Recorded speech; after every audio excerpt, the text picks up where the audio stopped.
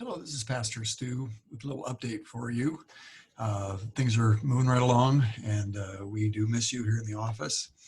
Hello from the staff. Uh, some of us are a little young in those pictures, but we won't talk about Wayne and Keith that way. Oh, I guess there's me too. You'll notice everybody in the staff. We've got Lynn and Keith, and me and Kyle and Wayne, and Sungjay has been sharing office space here. He is our scholar in residence, and he's been writing books, and he continues to write. It's been fun to have Sungjay in the office as well. What's happening with COVID? Real briefly, I want to tell you about the process of returning to live worship. We have formed a committee to recommend when and how we're going to reintroduce worship. I'll be chairing that committee. On that committee will be Dr. Clyde Meckel, Betty Peterson, who's our parish nurse, Scott Weldon, who's the chair of deacons, and Scott has also, again, formed and put together our safety committee. Mike Goggin, who's in charge of media for worship, and then ruling elders Gary Young and Dennis Mann will be a part of that committee. And what we're going to do is kind of sort through the information, the guidelines, and suggest then to the elders, the session, how we could apply those guidelines to our situation. And as we think about that, again, they will make, this committee will make suggestions and using the best information that we have. And then the final decisions and approval will come from the session in terms of how we're going to actually worship, when that'll take place, how that'll take place, and so forth. So what happens next? Well, yet this week, we will be communicating the plan for worship to all of you. Look for emails, look for Facebook, look for other ways in which we communicate probably later in the week, as it's going to take a while to sort through some things. We're going to continue to offer the service online. It'll be on Facebook, it'll be on YouTube, just as it has been.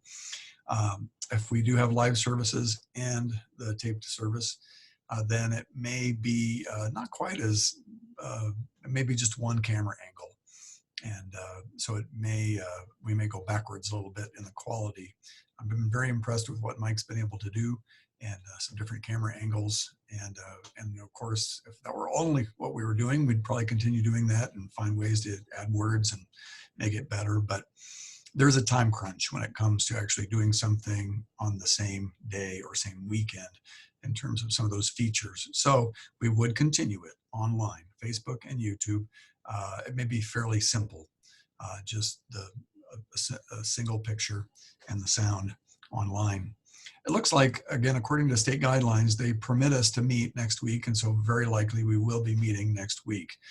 Again, we have to work out those details, but I would say in the back of your mind, if you're interested in being here, next Sunday, May 10th, it is permitted by state guidelines if we, again, do it in a safe way.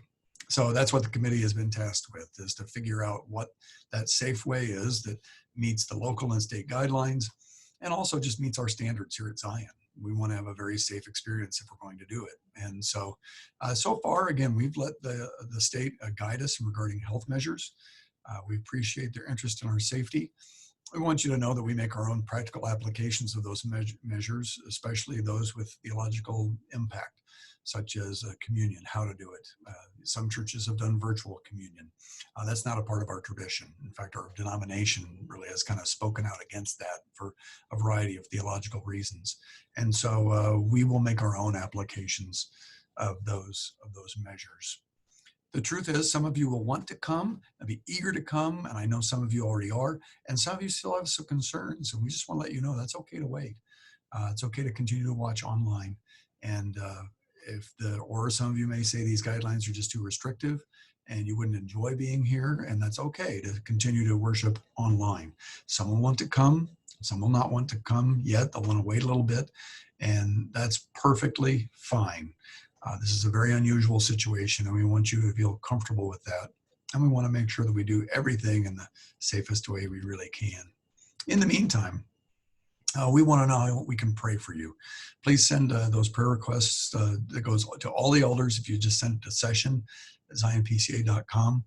And know that the staff here, we want to do what we can, again, to help you. It's just the first name at zionpca.com. And we would love to interact with you, answer questions, and do what we can for you if there's some way we can serve you. So it's going to be an interesting week. Pray for this committee and the work it's going to do. Pray for the session to have wisdom about how to navigate this and to apply those recommendations.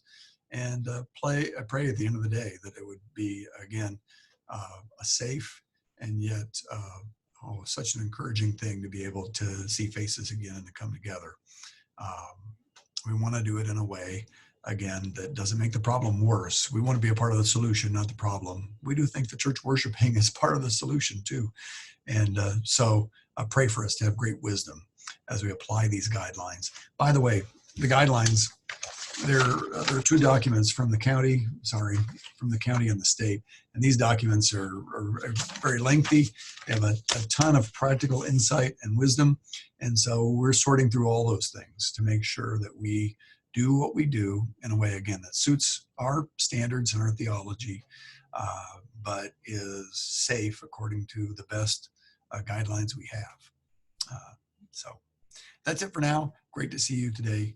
And I hope I can see at least some of you next Sunday.